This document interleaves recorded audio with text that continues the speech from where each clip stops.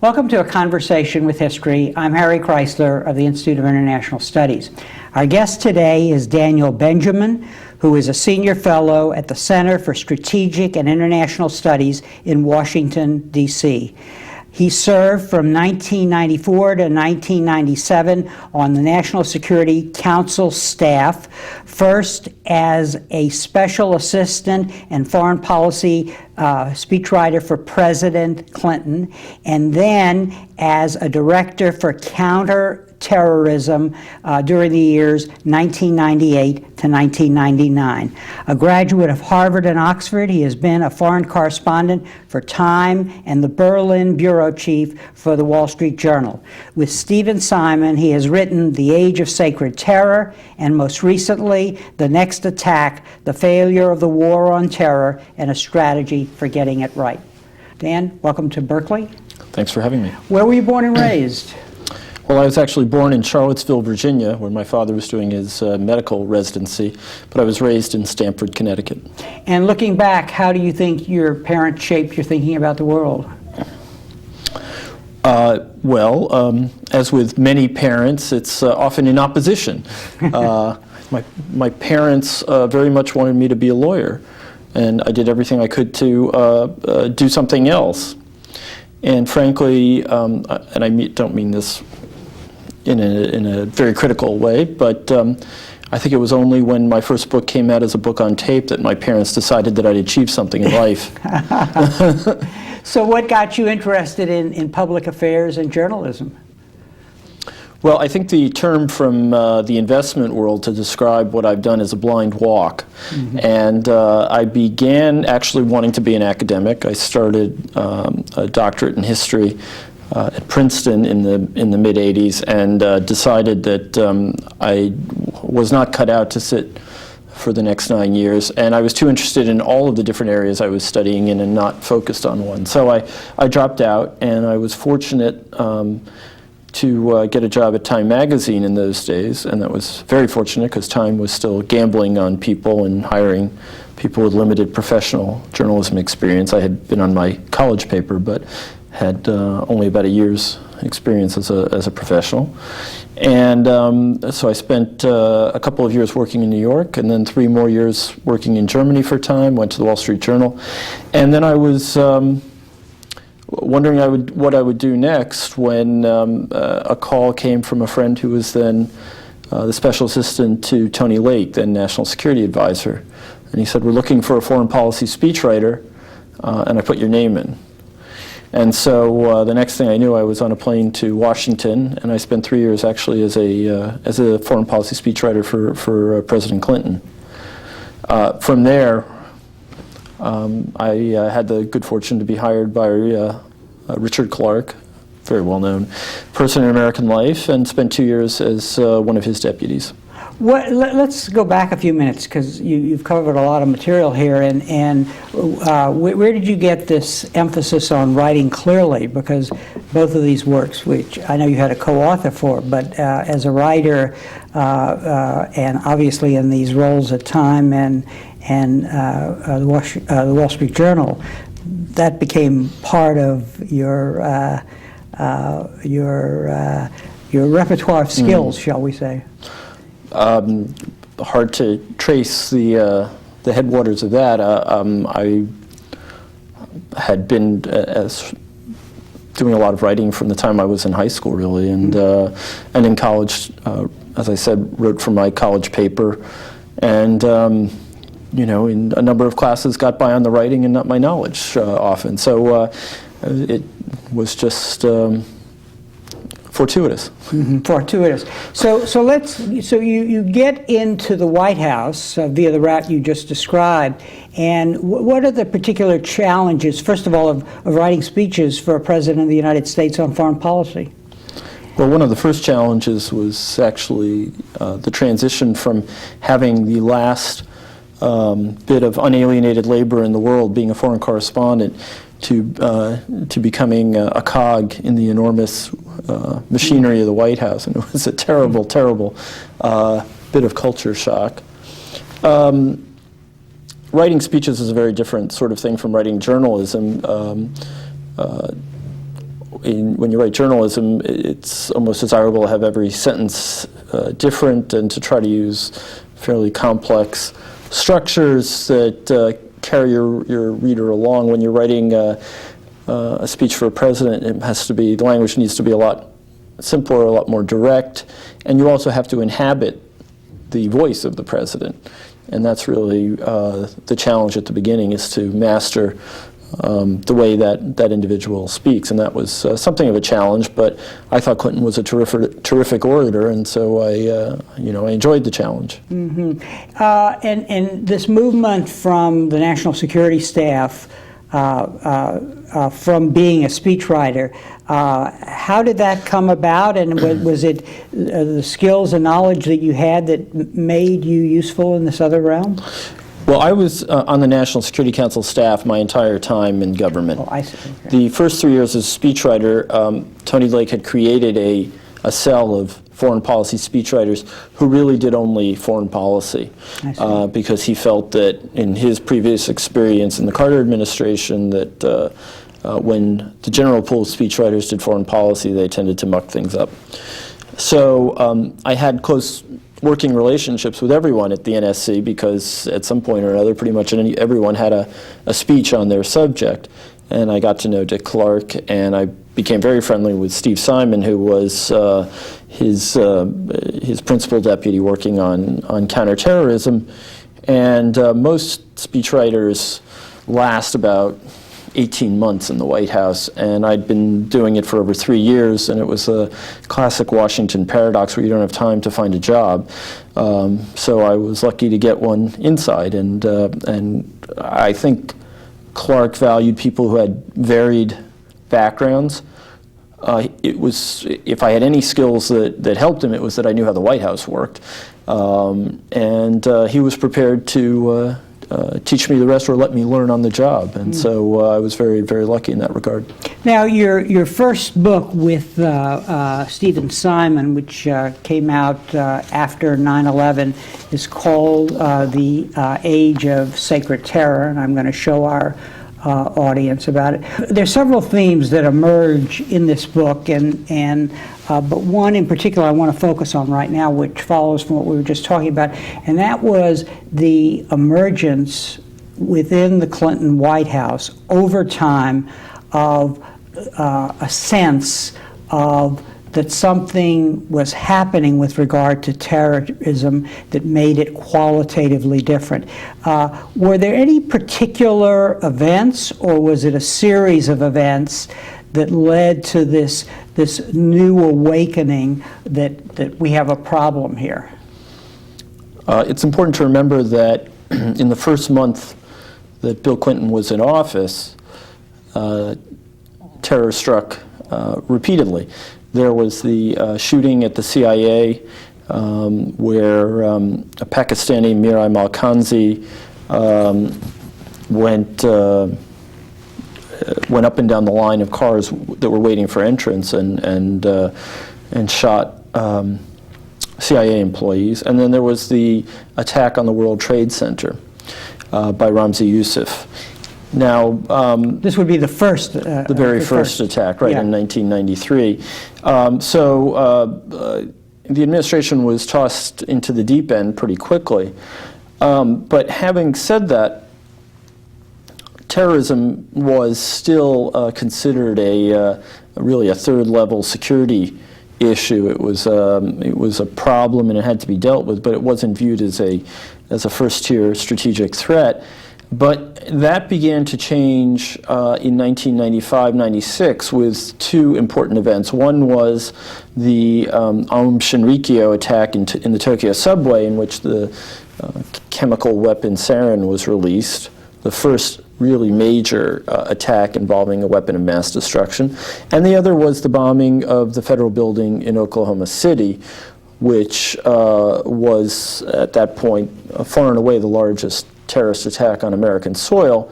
And remember, in this period, three-digit casualties were really unusual pretty much anywhere, and to have it right there in the heartland was a huge shock.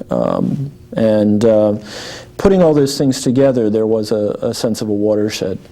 Now, you point out in this book that in many ways the government apparatus was really not prepared to confront this challenge. And I want to talk a little about that, and then in addition, the importance of somebody like Richard Clarke, who you identify in the book as somebody who was a real national asset and could work the system to actually move the government toward the beginning of some kind of response. As I was saying, terrorism was not viewed as a major threat, and if you'd asked a room full of national security professionals, I think they would have all said, they would have given you some variant of the famous remark that terrorism is about a few people dead and a lot of people watching. And that historically had been the case, that terrorists had sought to leverage a small amount of violence into a lot of attention. And this had actually worked for some terrorist groups, such as the IRA and the Palestinian Liberation Organization. And as a result, the general feeling was, yes, we need to have better screening of passengers for airlines, make sure they don't bring guns on board. But beyond that, there's not all that much you have to worry about. There was a feeling in the administration that the order of the Cold War was giving way to the anarchy of the post-Cold War. And in fact, Tony Lake was fond of speaking of something he called the Nexus, which was the cooperative work of terrorists, organized crime, and rogue states. And in fact, Tony was extraordinarily prescient, and he would tell us to put this in speeches. And I said one day, Tony, I know it's a serious problem, but can we point to an example? He said, it hasn't happened yet, but it's coming. And he was absolutely right. And White Houses, interestingly, are sometimes ahead of the curve because the president's role as where the buck passes no further, the person who's ultimately responsible, it makes people think harder about how new developments can bite you and how they can hurt you both in a real sense but also in a political sense, because the president's supposed to be thinking ahead. And in this case, the White House, I think, was doing that, and I think some of the people who have written about this, such as Steve Call, in his book Ghost Wars, I think we really were trying to look a little bit over the horizon. But absent a manifest threat, until you've had something big blown up, it's very hard to move the interagency, move all those different departments to deal with it. And really, before Clarke came along, the coordination between the agencies was very minimal. And it just wasn't seen as a big enough threat. There was a counterterrorism center at CIA, there was a secretary's coordinator for counterterrorism at the State Department, and so on and so forth. And they worked pretty well together. But in the big scheme of things, they didn't have the kind of bureaucratic heft that the Europe Bureau at the State Department would, for example. And what was it about Clarke's characteristics that made him such a leader on this particular issue and really on other issues too? Well, again, I say this as a fan, but Dick was someone who just wasn't prepared to ever take no for an answer. He drove his bureaucratic equals and opponents completely crazy because he would never drop things. The notion of having a sort of gentlemanly agreement to watch and wait was simply not his way, and he was a bulldog in interagency deliberations. I think his former boss, the distinguished American diplomat Morton Abramowitz, said something like he's a pile driver or something to that effect, and he was unique, and in that regard, sometimes his tactics backfired, but for the most part, he achieved, as much as I think anyone could have. And you suggested he was a person who could see ahead of the times, basically. He could see where the problems were coming down the road.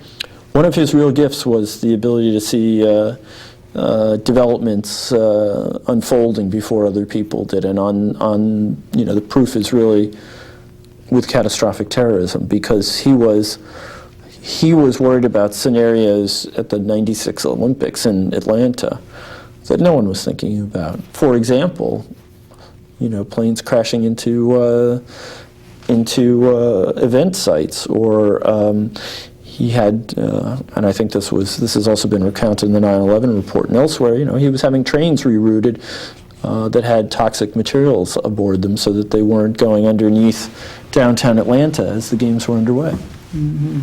Now, in your first book, you and your author, and the book again is called "The Age of Sacred Terror," you really focus on the important dimension that religion, extreme fundamentalist forms of religion, bring to the terrorism equation.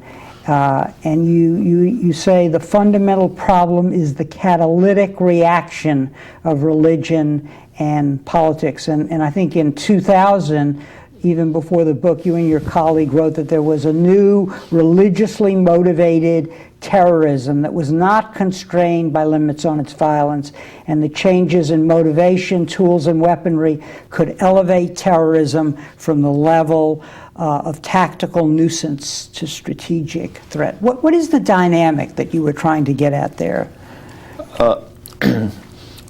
We were looking at what had happened in the last decade, and we saw that terrorists were no longer interested, a number of terrorists at least, were no longer interested in calibrated violence. They were interested in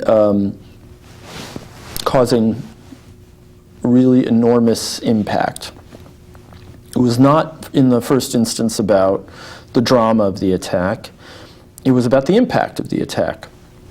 And we looked at a number of different instances of this. In Oklahoma City, we had a young man who had some very, very muddled, but nonetheless very religious ideas about creating a spectacle that would really cause a kind of divine intervention in human history. And he needed to kill as many people as possible to make that statement as dramatic as possible.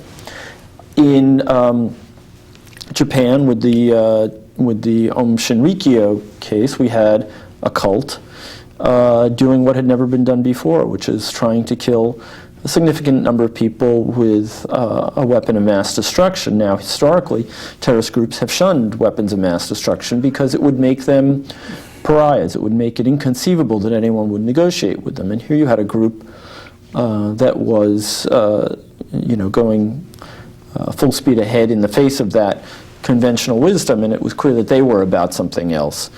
And whether they thought they were going to initiate Armageddon or at least advertise that their vision of world history was correct, they definitely had a religious idea behind their violence. In Israel, we had seen the assassination of Yitzhak Rabin. Now, this, of course, is a more familiar kind of story, but it was nonetheless interesting that it was carried out by a religious student who really felt that he was carrying out a religious edict in some ways, that there was this death sentence on Rabin for for proposing to return territory from the land of Israel.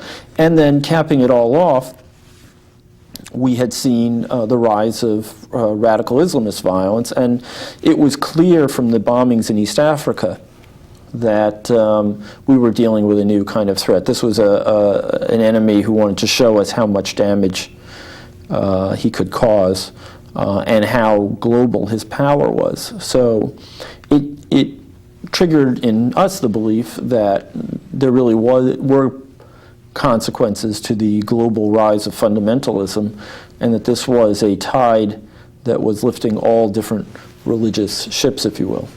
And this is an important point that you just made here at the end, which has to be emphasized. So it's almost, you almost have to be a student of comparative religion to see that this phenomena is happening around the world and in different religions, because sometimes we let our biases get a hold of us and we only want to see this problem in our enemies as opposed to people who may also be our allies. That's absolutely true. I mean, I don't want to mislead anyone into thinking that the violent fringes in the other traditions really compare right now to radical Islam. There's no question what the number one threat is for the United States in terms of terrorism. But it is nonetheless true that the last few decades of religious revival in all of these faiths have made a real difference. And you know, with the exception of Western Europe, there is no place on earth where fundamentalism is not on the rise. Mm-hmm. Now, in your inventory of the characteristics of these extremists in various religions, let me just do a checkoff list here of some of the things that you and your co-author mentioned. That religious violence is unique, but acts are sacred and there cannot be compromise. No bargaining. The notion of a never-ending war, defeat and destruction of Satan is involved in the war, and there is a thinking that of the importance of the end of time and the coming of the Messiah and the kingdom of God. When you believe that one of the key audiences for your violence is not on earth, there's an entirely different structure to behavior and to the violence. And for us, the bottom line is, if it's divinely ordained, well, the more the better. And that is what makes religiously motivated terror so challenging. Now, some people will object that there's a problem in discerning the political from the religious, but I think that it's precisely this focus on the otherworldly that is so important and that makes this kind of violence so worrisome. In this context, this evolution of terrorism that you were witnessing, we then, the Bush administration comes in, and then we get 9/11. And you see 9/11 as a dramatic break in the history of U.S. national security. You even make reference to the Princeton professor Thomas Kuhn and the notion of a paradigmatic shift. Why was the natural order of things changed by 9/11? Explain that to our audience.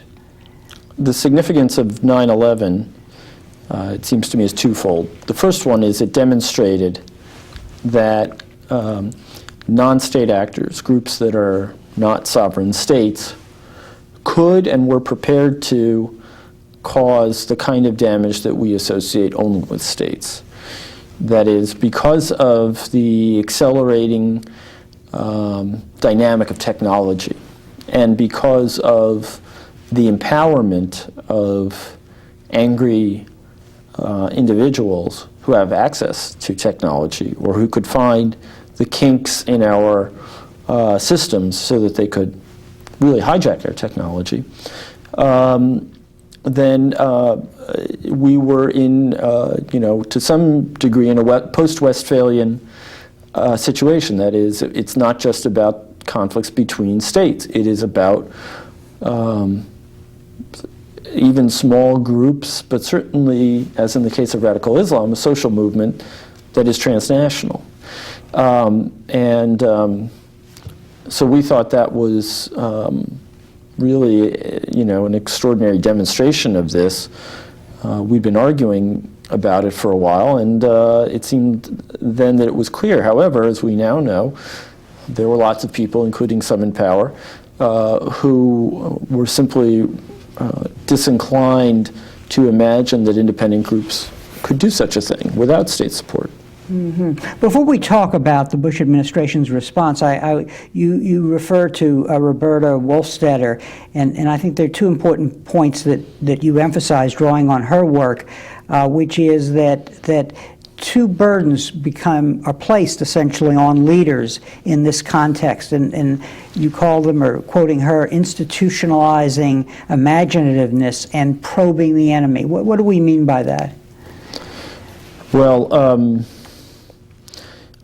institutionalizing imaginativeness is a very, very difficult thing to do, but it suggests that you need to create the structures within the government or in institutions that are in some ways in the service of government to really think out of the box, to think about who potential adversaries are before we have any indication that they mean us harm, and to really think about what the nature of the enemy is so that you can figure out where the points of attack should be.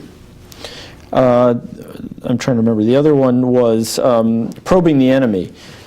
Right. Well, also quite difficult to do when you have an opponent who is pretty hermetic, which is true of most of the radical Islamist cells that we've been dealing with, particularly because, as the scholar Mark Sageman has pointed out, most of the groups that are carrying out these attacks are motivated by strong in-group bonds and out-group hatred. So they tend not to let in new people who can then figure out what they're up to.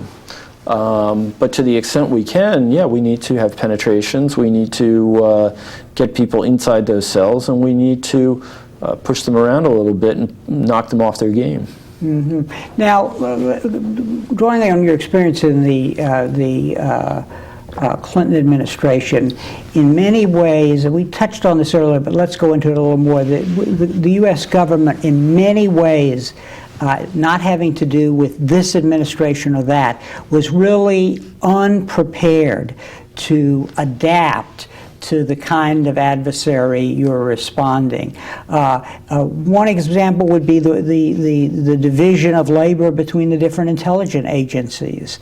Another example would be this blurring of domestic and foreign policy. Talk a little about that in terms of in helping our audience understand the kind of structural conditions that made this a real task for leadership to move the country into this new zone where terrorism was a primary adversary, if not the primary adversary.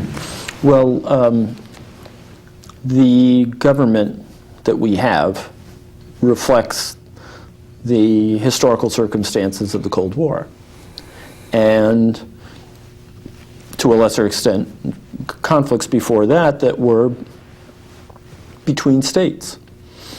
And The Economist magazine had a wonderful phrase a while ago, the abolition of distance. Our government didn't have any way to organize itself, or had not thought about the need to organize itself about an era in which distance has been abolished. We had always thought oceans would protect us. We always thought we'd have strategic warning of some dangerous development in the world beyond our borders. And so when 9/11 happened, you know, it was not just a literal ton of bricks, but it was a metaphorical ton of bricks in terms of consciousness, in terms of understanding. We had barriers between agencies having to do with intelligence sharing, particularly when it was in the possession of law enforcement. And this caused us a real problem. Not only do we have the legal impediments, we also had cultural impediments. And so, as I think the 9/11 Commission documented, an awful lot of stuff that could have easily been shared was not shared because of this, the power of this idea that there had to be a firewall. We really had very, very little situational awareness of what was going on in, for example, the Muslim community in the United States. And frankly, we still have very little understanding. And this is bad for many reasons, because not only do we not know about the bad guys who might be in our midst, but we also don't know enough about the good guys and have not always made the kinds of contacts and also extended the kind of reassurances we need to that community so that it continues to act as a barrier for radicalism, which is something that it has done very effectively over the last few years. And again, there was a fundamental problem that the government, the major agencies were so busy with what they've been doing that the notion of dealing with catastrophic terror with empowered groups of 19 simply had not dawned on them yet. And I guess this new environment really required us to rethink some of the lessons we had learned from the 60s about the relationship between civil liberties and national security. Well, I guess my argument would be that we still haven't had that rethinking, and that you can only have a rethinking along those lines in a productive way when you really have some democratic legitimacy to the thing, and when you're having a large-scale discussion with the American people about the trade-offs that are necessary. And it became a sort of shibboleth in that time that there would be trade-offs, but the Patriot Act was passed so quickly and with so little debate that I think that we've still not really had that that debate, and I'm hopeful that the current controversy surrounding the NSA and its spying, its eavesdropping, will spark that. Yeah, and it's an interesting problem institutionally and politically, because what you're saying is you have a real paradigmatic shift. An event has happened that changes everything in a way, and that you really have to have an exercise in learning to adapt to this new environment. And now you're suggesting that really that's what the democratic debate can help us do, and as we segue into the present, that may be one of the things that didn't happen. And the democratic debate is not just feeling the fear that comes with the terror, but having a national debate that says, well, how do we want to respond to this consistent with the values that we hold dear and that we're trying to protect? I think that's absolutely true, and one of my great regrets about the last few years is that there has never been the kind of public education campaign on the part of the White House that I think is really necessary for people to have an informed discussion about what kinds of trade-offs we're prepared to make. And you know, another part of this, that's a little hobby horse of mine, if indeed it is a long war, as the Pentagon is now calling it, then it's all the more important to have the populace invested in that understanding and a recognition of what the threat is. And again, the public education becomes very important. But the other thing is there needs to be a better cooperation between the two elected branches of government, because if Congress is not used as a validator of the threat, we're talking about a threat that's very hard to assess, that most people never read anything primary about because of the issues of secrecy and classification involving intelligence. You really do need to have those two branches working to promote the public trust, and that has not happened. In your new book, which you've written with Steve and Simon, called The Next Attack, and I will show it to our audience, you take up the story after 9/11, and you both are very critical of the Bush administration's response. Why did the Bush administration get it wrong, and how did they get it wrong? We wrote this book, The Next Attack, in large measure because we thought there were two lessons from 9/11 that no one could overlook. And one of them was that, yes, there are non-state actors who are as dangerous as states now. And the other one was that our foremost enemy, the radical Islamist terrorist groups, it's a different kind of enemy from anyone that we faced in the past. And the danger is that its ideology would spread if we weren't careful. and that it is more ideologically driven than any foe we've had in the past. I mean, we talked about the Cold War as being an ideological struggle, but in many ways the ideological part of the struggle was over very early, and the United States won because no one really believed that communism could either deliver the goods or provide something that would compensate for the loss of Western-style freedoms.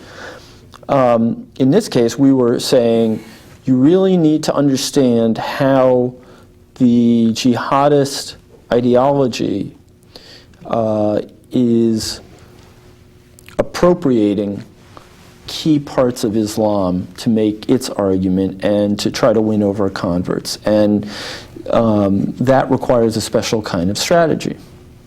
And our feeling is that the Bush administration refused to recognize this. And since the core of the jihadist argument is the United States is our metaphysical foe, it's preordained, and it seeks to occupy Muslim countries, steal Muslim wealth, and destroy the faith, well then, if that is the fundamental argument you have to deal with, then it's not wise to go and invade a Muslim country if you don't absolutely have to. And we also believe that we did not need to because we knew the intelligence record about al-Qaeda and Saddam, or the lack of cooperation there. Mm-hmm. So in a way, the Bush administration was fighting in Iraq the wrong adversary at the wrong time in the wrong place, and in the process creating a greater problem for what was the problem, namely this new form of non-state terrorism. That's absolutely true. We inadvertently confirmed the narrative of our opponent, and that's had disastrous effects.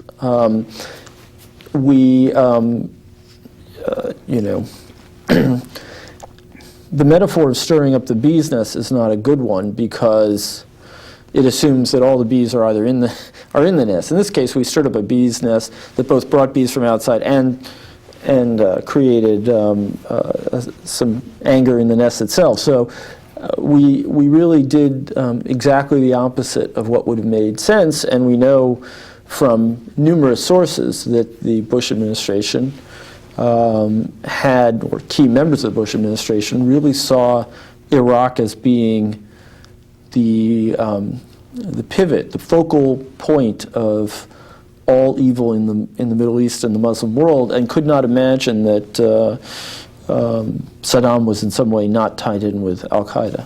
Mm-hmm.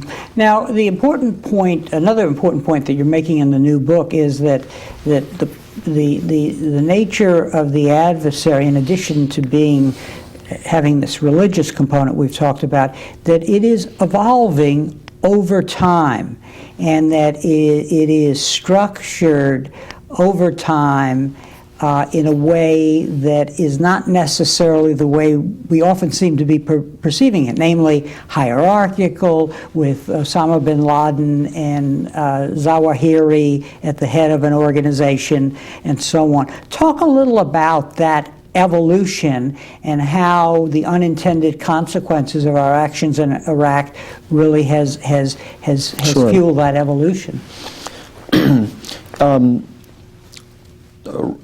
Our foe is first and foremost a social movement. And in some sense, I think we were misled by this period of time in which al-Qaeda, the organization that carried out 9/11, was there and acting as a hierarchical, tightly organized group. And we came to believe that it was a little army out there that we had to take down man by man. And as a result, we've put, it seems to me, too much emphasis on the actual body count, on capturing or killing individual terrorists, and not enough on undermining the argument, which will prevent others from signing up for the jihad in the way they have. And to answer your question, what we have seen is the rise of a new generation of what we call self-starter terrorists. These are groups that are self-enlisted in the jihad. They're not recruited in mosques for the most part or through other channels, and they are enamored of bin Laden's ideas, and they are willing to carry out violence on behalf of those ideas without necessarily having any direct contact with the organization itself. And this is a very difficult thing for intelligence and law enforcement to cope with. Mm-hmm. And you use the example of the Madrid bombing as a case where you had self-starters. It's not clear what the connection was with Al-Qaeda. And in addition, an element we haven't yet discussed is these people are very sophisticated at using the internet to clench the process, to close the process by which they are prepared to engage in a terrorist act, but also as a way to communicate to a broader Muslim audience the way what their action is and the way it fits into the narrative of our adversary. Yeah, it's absolutely true. We don't know that the Madrid crew had no connections at all to Al-Qaeda, but we haven't found them, or they haven't been made public yet. This group seems to have constituted itself as a group and trained up and carried out its attack all within 6 months. And that's just a blink of the eye in terms of terrorism. And so that's a big challenge for the authorities. But we do know that other terrorists, and by the way, we don't know yet enough about their use of the internet, but we do know that others use the internet extensively. At the most narrow technical part of the continuum, there's an enormous amount of material on the internet telling you how to do everything from surveillance to urban attacks to any number of different kinds of bombs. You can have someone walk you through bomb making through voice over internet telephony. You can email someone a little video of how to do the very difficult steps in building a particular bomb. This has allowed the master bomb makers to be far away from the scene of the action in considerable safety. So they become much harder to take out. Beyond that, the internet has had a revolutionary effect on radical Islam, in particular with regard to Iraq, because there is a sort of heroic narrative being broadcast out of Iraq with videos and statements every day showing how the Mujahideen, the Holy Warriors, are bloodying the American superpower. And for lots of young Muslims, this has become must-see TV. And it has given them a sense of belonging and a sense of being part of a really auspicious, heroic development of a kind that they never experienced before.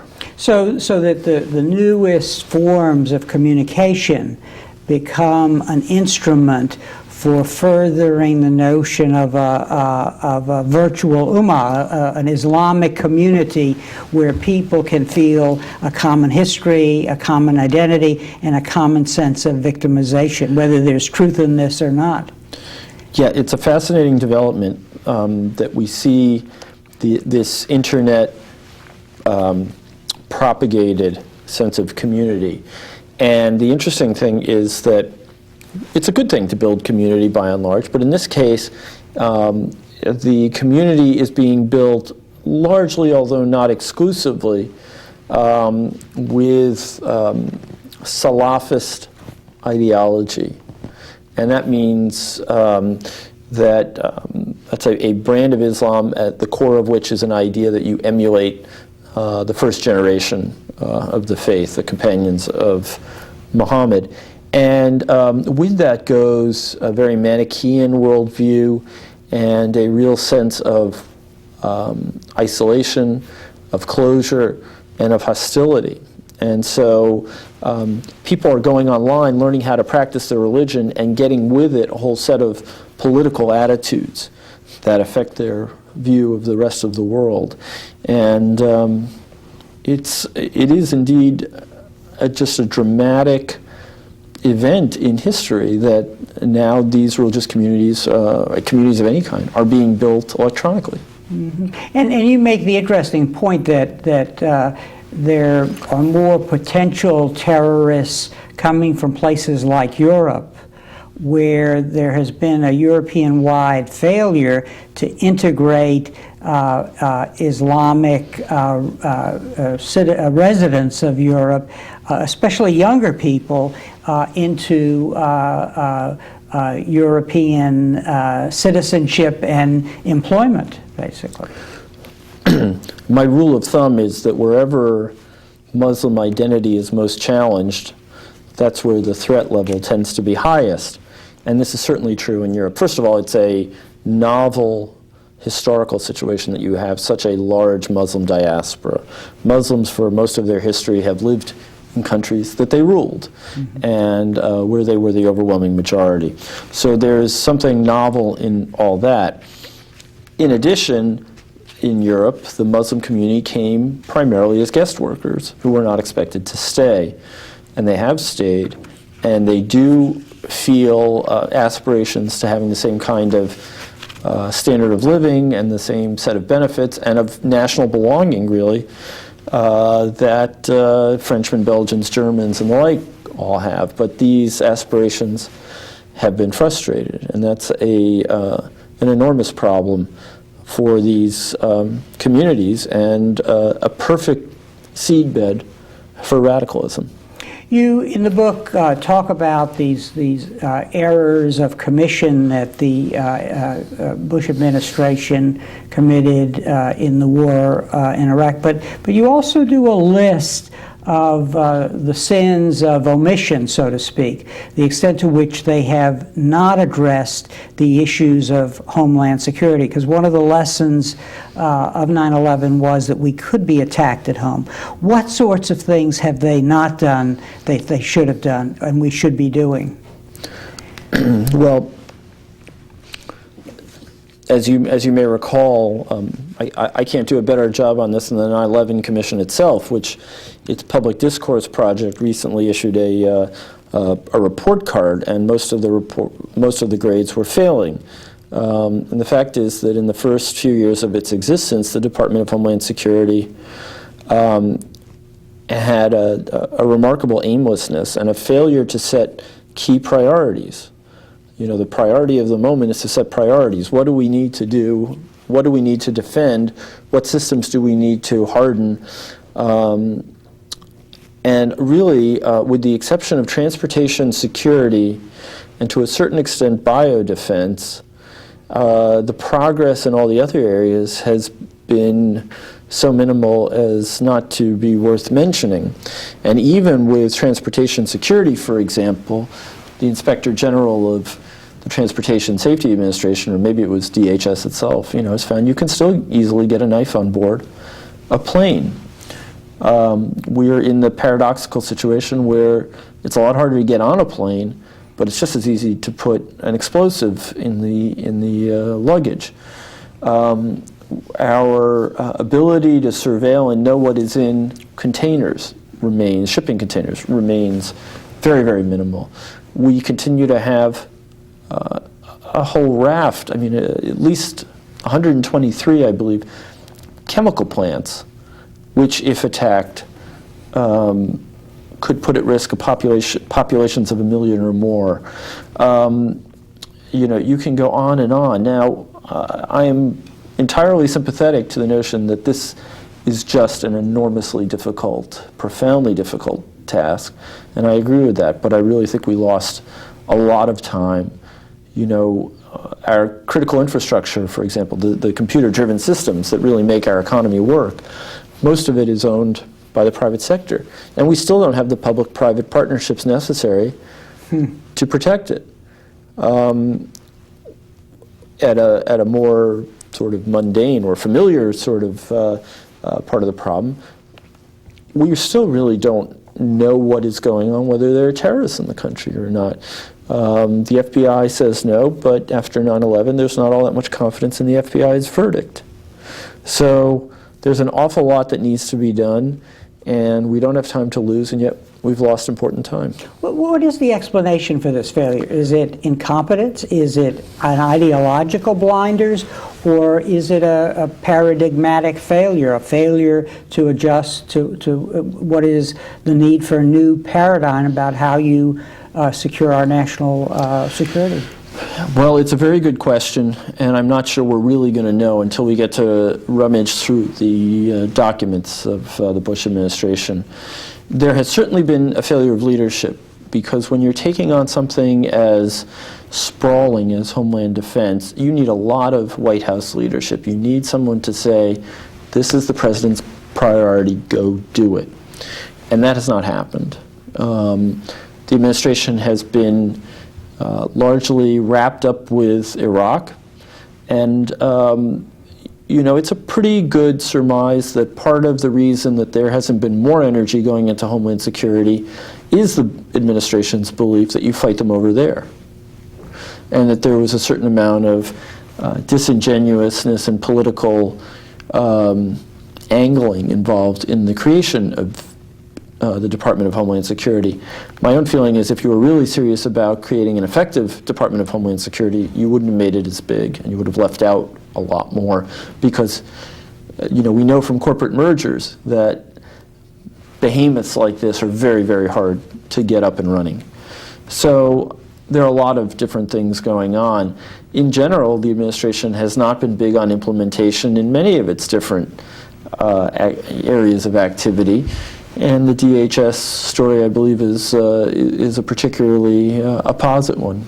You also make the point that another area in which there has been a failure of to perform is in the area of foreign policy and addressing what you call the narrative of the terrorists. I know that you and your co-author had a recent op-ed piece in the New York Times. Talk a little about that, because these video and audio messages that we get from the leaders of Al-Qaeda, they're very nuanced and sophisticated in their attempt to reach the audiences that they're addressing, and we really have failed in responding to those. You know, when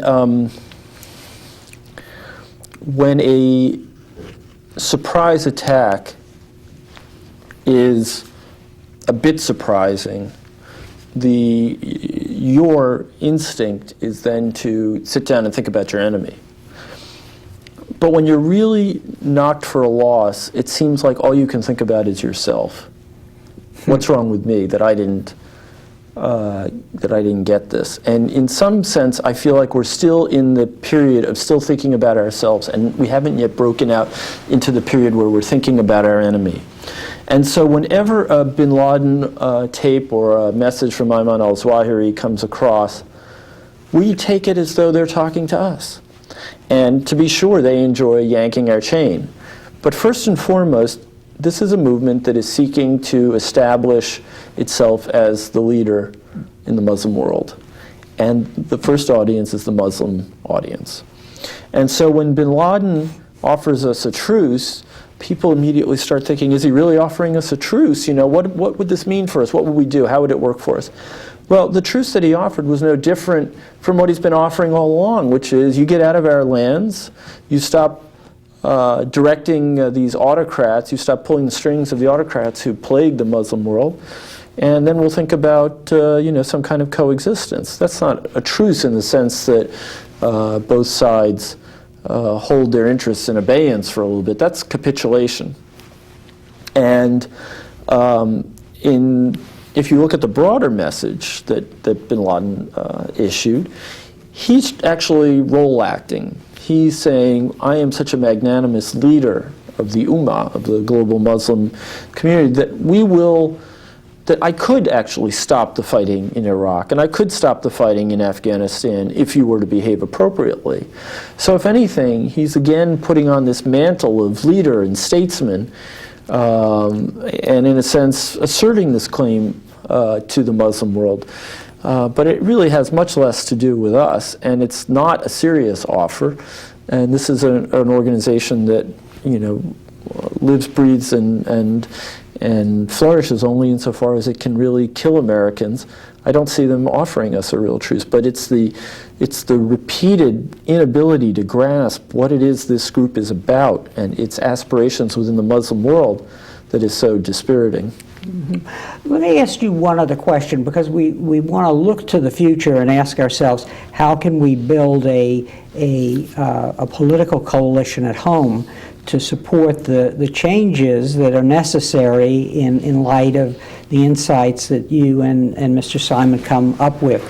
In your concluding chapter, you talk about the coalition between the evangelical Christians and the religious right in Israel, in the sense of supporting not the existence of the State of Israel, but particular policies that may not work if we're concerned about the narrative that we want to give to the Muslim world. I guess the question is, what down the road do you see as a political base at home in the United States for building on the national security insights that you have in your book? Is that coalition going to be something that a political leader in this country can achieve? Big question. Yes, yeah. I think that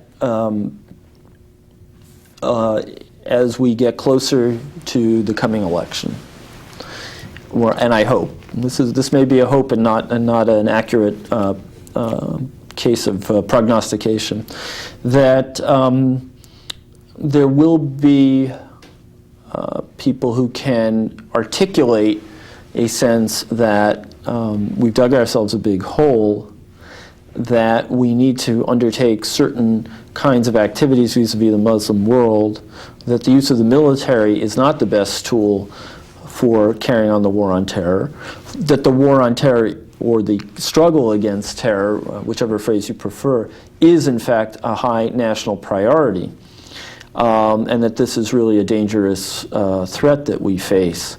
And I think that there is also room for building better bridges across the Atlantic and the Pacific to a whole host of potential allies who will share this view.